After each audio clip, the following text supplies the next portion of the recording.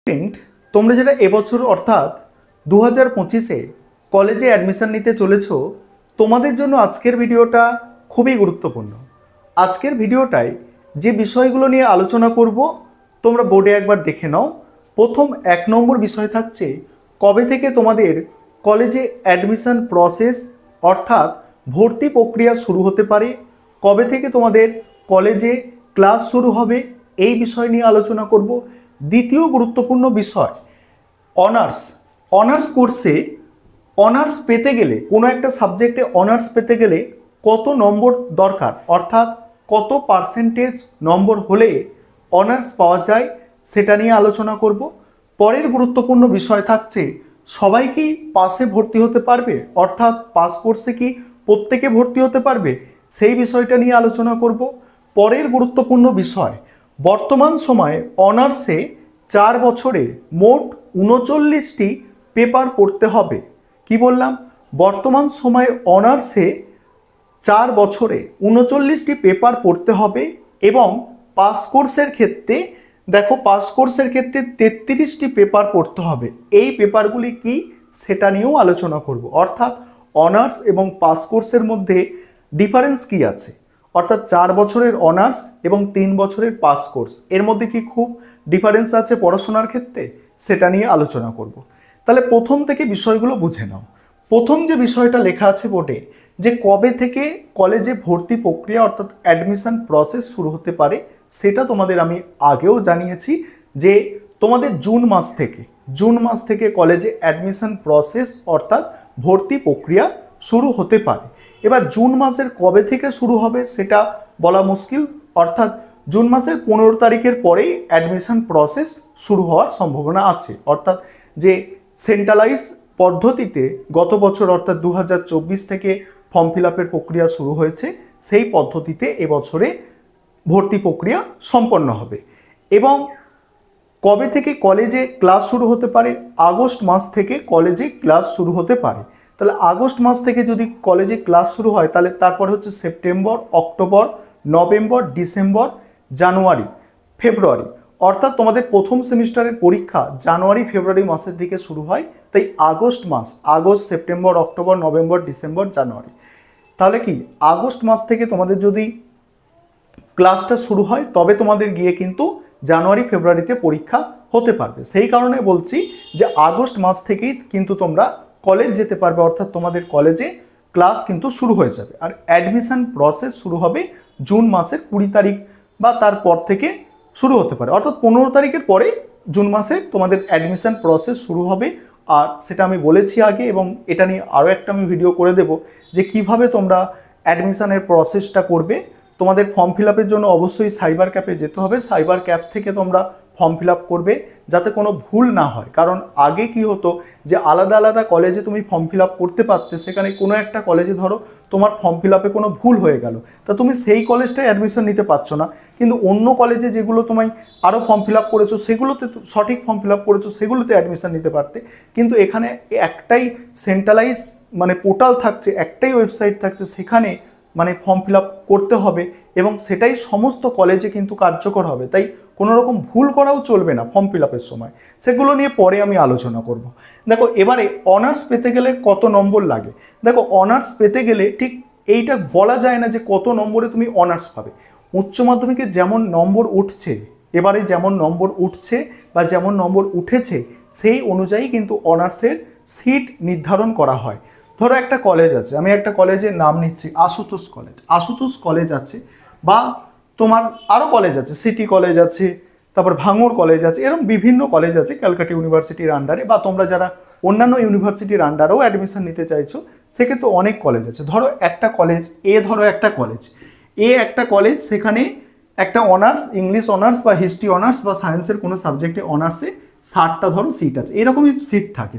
অর্থাৎ কোনো একটা সাবজেক্টে অনার্সে একটা সাবজেক্টে 60টা, খুব বেশি বড় কলেজ হলে 60 থেকে 65টা সিট থাকতে পারে, বা ছোট কলেজগুলো তার থেকেও কম সিট থাকে। ঠিক আছে, ধরো 60টা সিট আছে। এই 60টা সিটের জন্য ভালো করে বিষয়টা বুঝবে, 60টা সিটের জন্য 2000 জন মিনিমাম, আমি বললাম এর থেকেও বেশি ফর্ম ফিল আপ করে দেয়। 2000 জন স্টুডেন্ট এই 60টা সিটের জন্য অ্যাপ্লাই করেছে। এবারে 2000 জন স্টুডেন্ট 60টা সিটের জন্য অ্যাপ্লাই করেছে, যেগুলো শহরাঞ্চলের নামি দামি রেপুটেড কলেজ আছে। সেই সব কলেজগুলোতে কি হয়, যারা ভালো স্টুডেন্ট, অর্থাৎ ভালো বলতে কি, যারা পার্সেন্টেজ বেশি আছে সেই সব স্টুডেন্টরাই ফর্মটা ফিল আপ করেছে। সেক্ষেত্রে দেখা যাচ্ছে যে 2000 জন ফর্ম ফিল আপ করে দিয়েছে, সেই 2000 জনের যারা ফর্ম ফিল আপ করেছে তাদের নম্বর 85% থেকে, ভালো করে শুনবে কথাগুলো, 85% থেকে ধরো 95% বা তারও বেশি নম্বর আছে। সেক্ষেত্রে কি হবে, সেক্ষেত্রে কলেজ কি 2000 জনকে 60টা সিটে অ্যাডমিশন করাতে পারবে না? কলেজ 60টা সিটে 2000 জনকে অ্যাডমিশন করাতে পারবে না, তাদের কাছে 60টা সিটের ক্যাপাসিটি আছে। তাহলে কি করবে, তারা বাঁচবে, কলেজ বেছে নেবে যে টপ কারা আছে, অর্থাৎ যারা প্রথমে 97 পেয়েছে, 96% আছে, 95% আছে, 4% আছে, এইভাবে তারা বাঁচবে। বেছে প্রথম থেকে যাদের এই টপ, মানে একটা প্রভিশনাল লিস্ট বার করবে, সেখানে টপে যারা আছে, সেই টপ যারা স্টুডেন্ট পার্সেন্টেজ পাওয়া, তাদের থেকে 60 জনকে কিন্তু বেছে নেওয়া হবে। এবং সেই 60 জনের মতো যারা অ্যাডমিশন নেবে না, তাদের নিয়ে আবার যে কটা সিট ফাঁকা থাকবে, 60 জনের মধ্যে ধরো 40 জন অ্যাডমিশন নিয়ে নিল প্রথম লিস্টে, তারপর ধরো 20টা সিট ফাঁকা থাকলো, সেই 20টা সিটের ওপর আবার সেকেন্ড বার চান্স দেবে যারা এই ধরো 2000 জনের মধ্যে ধরো প্রভিশনাল লিস্ট বার করেছে, সেখানে 60 জন পর্যন্ত নাম বার করলো, আবার 61 থেকে আবার নামটা কিন্তু বার করবে। এইভাবে কিন্তু প্রভিশনাল লিস্ট থেকে প্রথম মেরিট লিস্ট থেকে আবার তোমার সেকেন্ড মেরিট লিস্ট, এইভাবে অ্যাডমিশন প্রসেসটা হয়ে থাকে। তাহলে বুঝতে পারছো? এবার তোমরা প্রশ্ন করতে পারছো, স্যার আপনি ঘুরিয়ে ফিরিয়ে বলছেন, আপনি সঠিকভাবে বলুন কত পার্সেন্টেজ থাকলে আমরা কোনো সাবজেক্টে অনার্সে অ্যাডমিশন নিতে পারবো।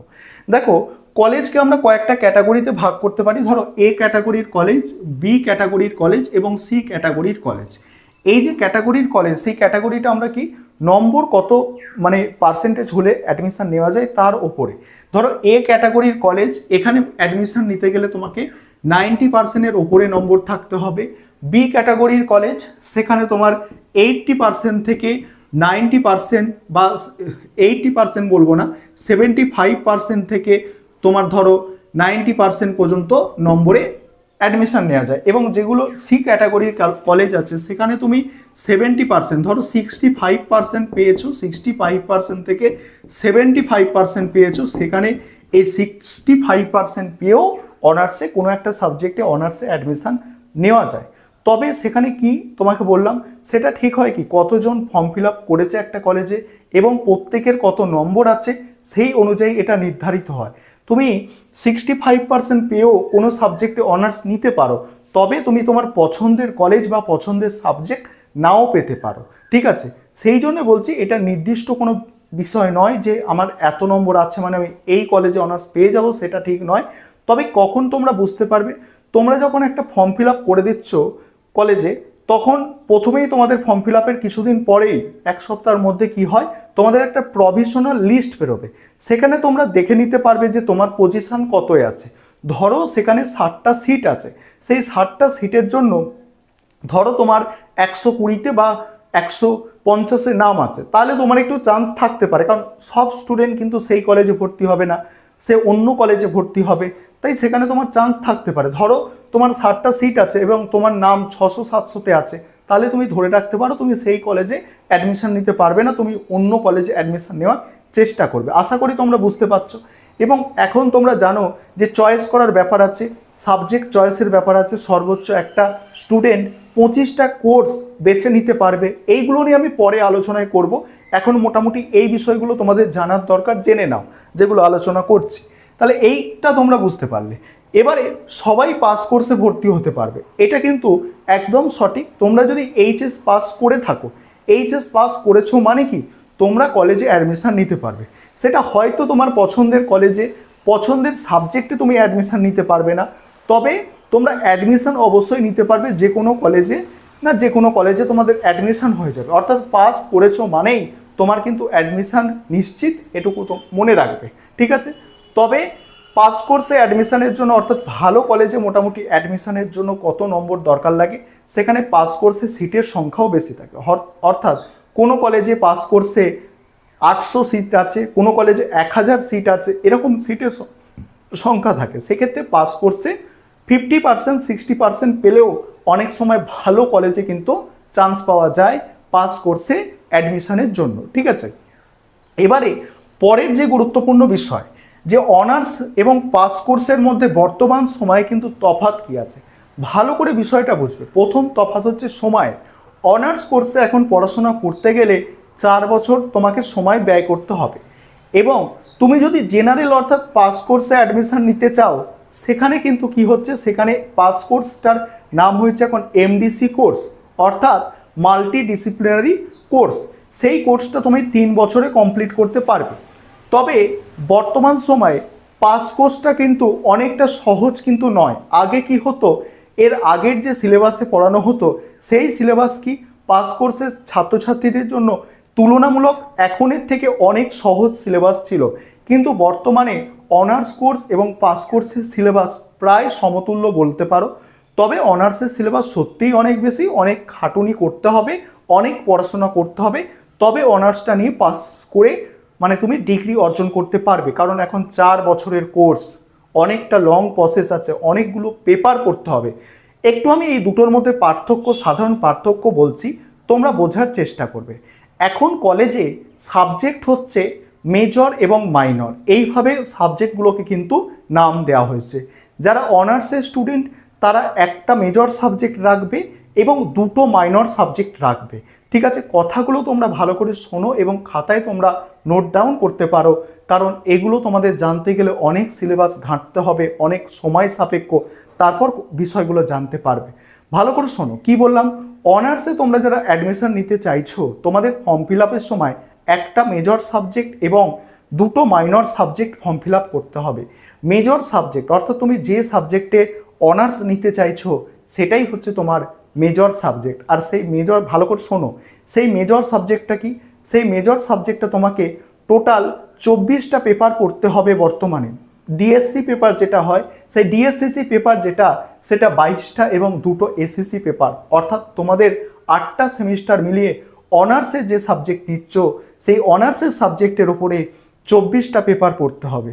এবং যে সাবজেক্টটা তুমি মাইনর সাবজেক্ট হিসাবে রেখেছো, 2টো মাইনর সাবজেক্ট রেখেছো, ধরো একটা মাইনর নিয়েছো এ আর একটা মাইনর নিয়েছো বি, এটাকে 2টো পেপার পড়তে হবে, বিটাকে 2টো পেপার পড়তে হবে। অর্থাৎ অনার্সের 24টা পেপার এবং মাইনরের 4টে পেপার, কটা পেপার হলো, 28টা পেপার হলো। এবং তোমাদের বর্তমান সময় সিভ্যাক বলে একটা সাবজেক্ট আছে, একটা কোর্স আছে কলেজে, যেটা প্রথম সেমিস্টার এবং সেকেন্ড সেমিস্টার পড়তে হয়, সেটা 4টে পেপার পড়তে হবে, 2টো করে, প্রথমে 2টো, সেকেন্ডে 2টো, 4টে পেপার। তাহলে কি হলো যে সেখানে 28টা আর 4টে 32টা হলো। এবং তোমাকে আইডিসি পেপার পড়তে হবে তিনটে সেমিস্টারে 3টে আইডিসি সাবজেক্ট পড়তে হবে। 32 এবং 5-এ কত হলো, 35টা পেপার হলো। এবং তোমাকে এইসি পেপার পড়তে হবে, সেখানে প্রথম semester, second semester, third semester, fourth semester, 4টে সেমিস্টারে 4টে এইসি পেপার পরীক্ষা দিতে হবে, যেগুলো বাংলা এবং ইংরাজি থাকে, এরকম 4টে পেপার দিতে হবে। 35 আর 4-এ কত হলো, 39টা পেপার। বর্তমানে অনার্স পাস করা, অনার্স নেওয়া যতটা সহজ কিন্তু পাস করা অতটা সহজ নয়।